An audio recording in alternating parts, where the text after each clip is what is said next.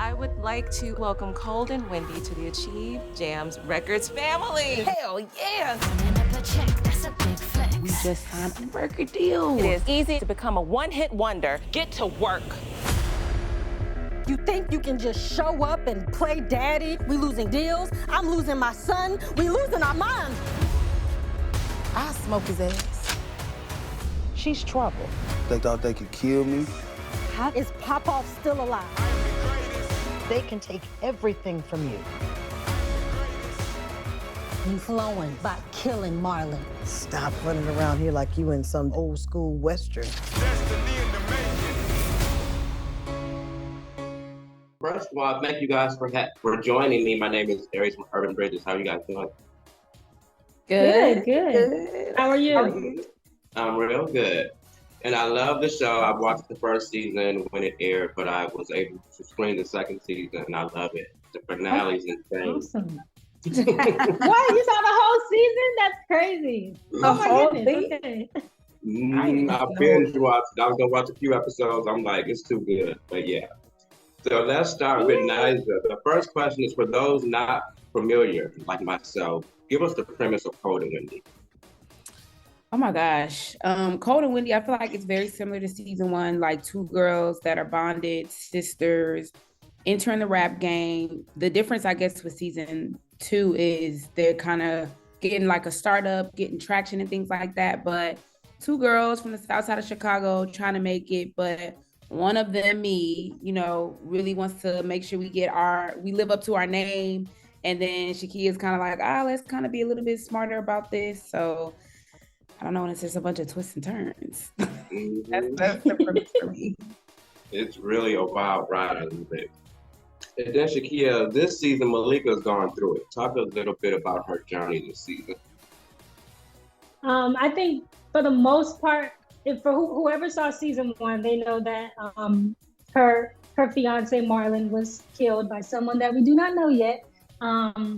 So I think Malika's journey this season is really grieving that process and just trying to really find out who killed him.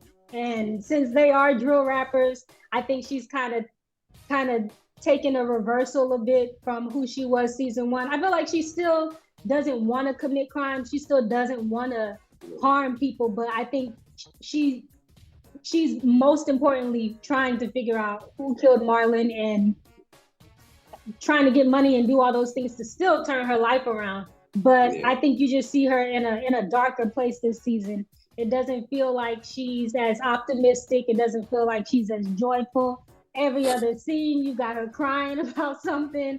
So I just think a lot of women will be able to relate to this. Not just women, I think men as well.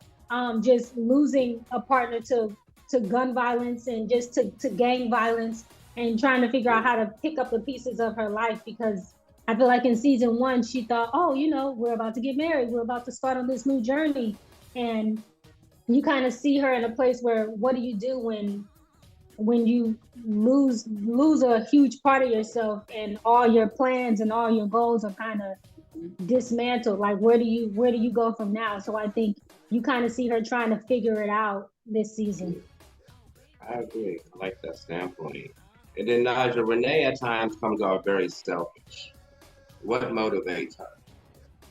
I mean, does she? I'm just kidding. Renee definitely comes off very selfish.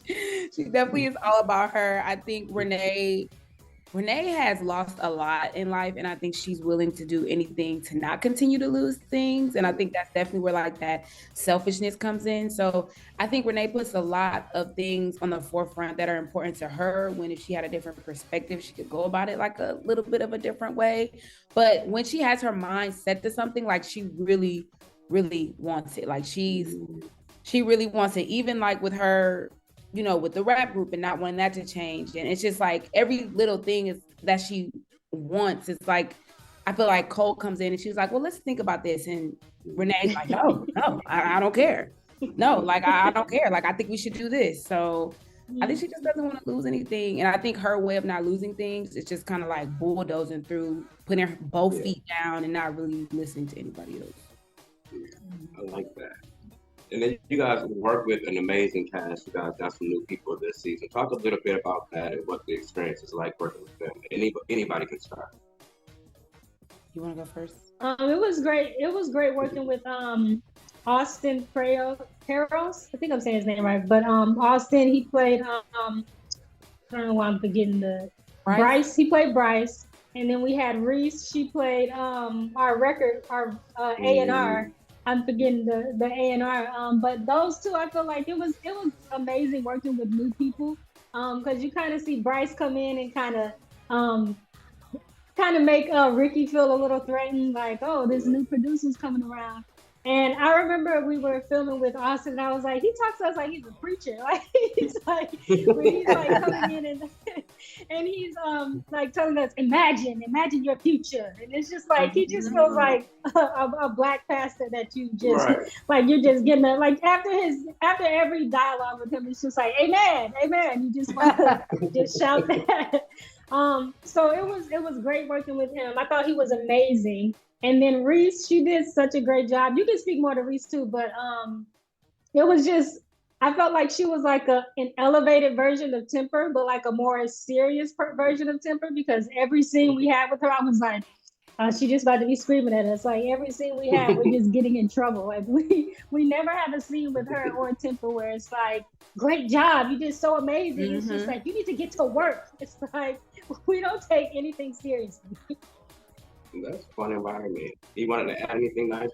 Yes, I agree. I think one of my favorite people to work with was definitely Austin, who plays Bryce, because he was just super grounded and definitely believable. He definitely gives that person that is going to sell you a dream. You don't know if it's real or not, the dream will turn into reality, but he is going to sell it. Like he's definitely gives preacher, motivational speaker. Like after you're done, you just feel like you can do anything. And then maybe later you're like, well, actually, what is, you know what I'm saying? But just so into it.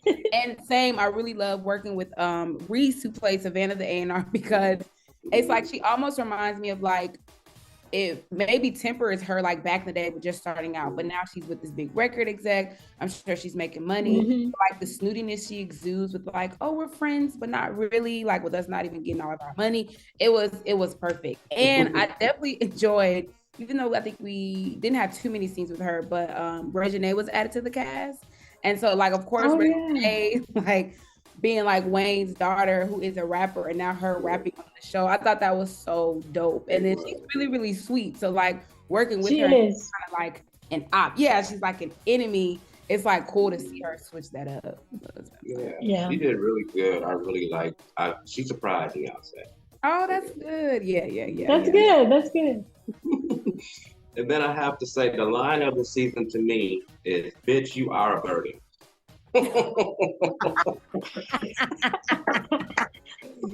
Man, I fell out my chair on that one.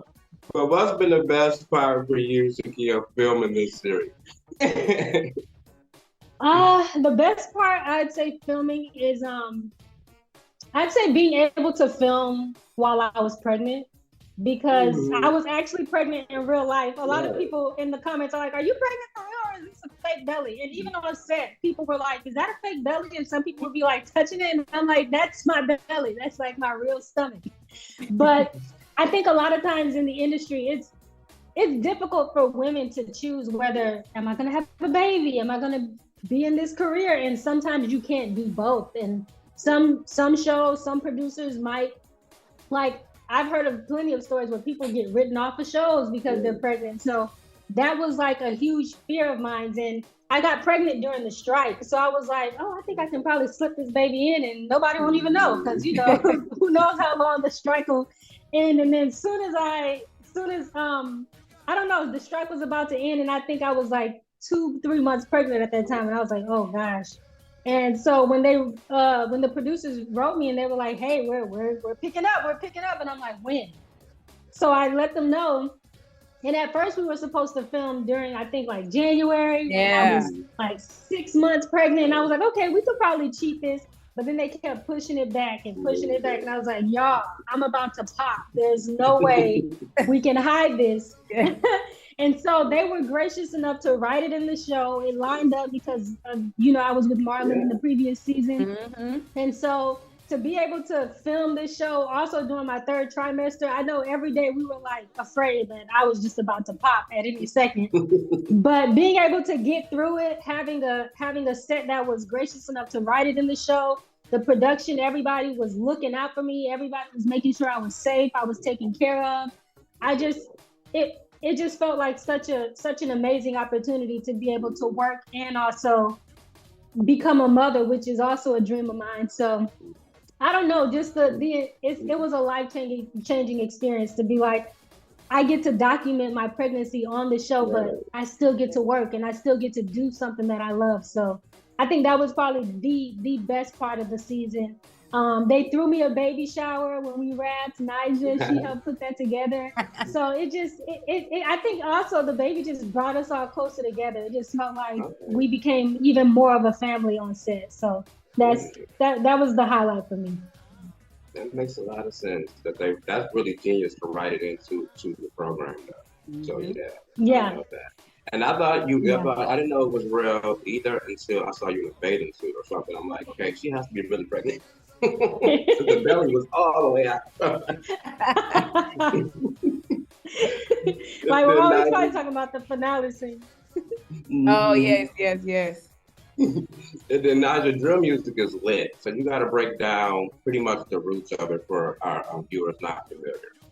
Oh my gosh, drill music, if I'm not mistaken, I think got its roots in Chicago. I know like different cities, I think like New York has drill and different cities have drill, and I think even now UK has drill. And it's like a very like upbeat, very like I feel like the tempo of even like when rappers are rapping is very hard, very fast, very quick, usually very violent. And I think over time it has gotten even more violent, and it is no longer something that people just rap about. They are really doing what's in these songs, and then after they do what they talk about in their songs, they make another song about what they did. Like, I mean, some drill artists, I've even seen one go as far as he took a picture, I think, at the crime scene of someone that got killed, and then he was like shortly killed after. But it's literally a picture of him with blood on the wall.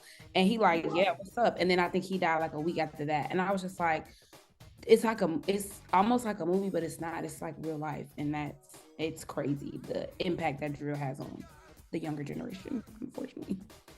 I didn't even know the in-depths like that. It gets grimy. No pun intended. Before we wrap, you ladies gotta tell everybody why they need to tune into Kold and Windy Thursdays on All Black.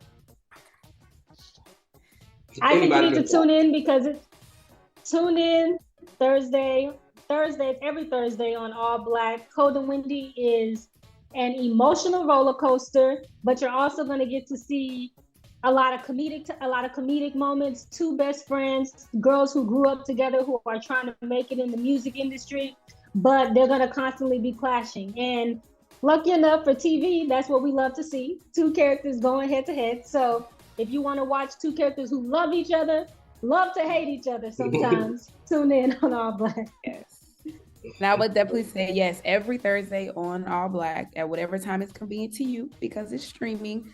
Tune in. I want to encourage people as well, get on Twitter and hashtag Kold and Windy and tell us what you think. I love reading on Twitter. But Kold and Windy, like she said, two sisters that grew up together.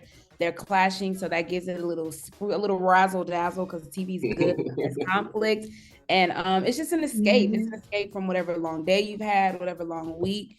You can sit down with friends, with family, and just get lost in the story and get lost in the roller coaster because you think you know what's going to happen next, and I'm gonna tell you wrong.